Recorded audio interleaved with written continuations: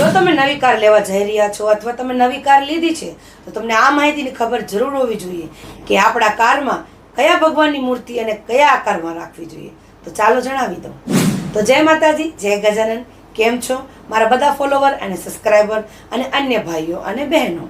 હું પૂજા ઠાકર આજે બતાવી રહી છું કે તમે કાર લ્યો છો તો તમારે કયા ભગવાનની મૂર્તિ અને કયા આકારની મૂર્તિ તમારે રાખવી જોઈએ.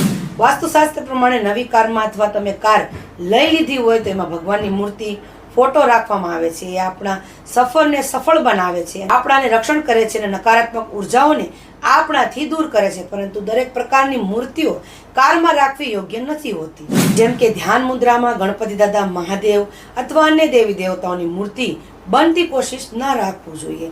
ધ્યાન મુદ્રા શાંતિ અને સ્થિરતાનું પ્રતીક હોય છે અને કાર, ગાડી ગતિશીલ વસ્તુ હોય છે. જેથી તમારે કારમાં મુદ્રાવાળી મૂર્તિઓ ના રાખવી જોઈએ.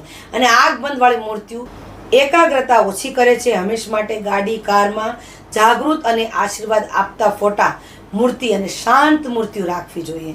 અને ખુલ્લી આંખવાળી મૂર્તિઓ હોવી જોઈએ, જેથી તમને સકારાત્મક ઉર્જા પ્રાપ્ત થાય છે અને મન મસ્તકને શાંતિ પ્રાપ્ત થાય છે. અને ખાસ મૂર્તિ ખંડિત, તૂટેલી ન હોવી જોઈએ અને તમારા નિયમિત મૂર્તિને સાફ સફાઈ અને ફૂલહાર અર્પણ કરવા જોઈએ. વાસ્તુશાસ્ત્ર પ્રમાણે તમે નિયમોનું પાલન કરશો તો તમારું જીવન અને તમારો સફર અને તમે સુરક્ષિત રહેશો. તો આ વિડીયોને વધુમાં વધુ અત્યારે શેર કરજો, કારણ કે લોકો અત્યારે બહુ જ ગાડી લઈ રહ્યા છે. એટલા માટે આ માહિતી એના પાસે પહોંચી શકે. અને અંતમાં જય માતાજી જરૂર લખી દેજો.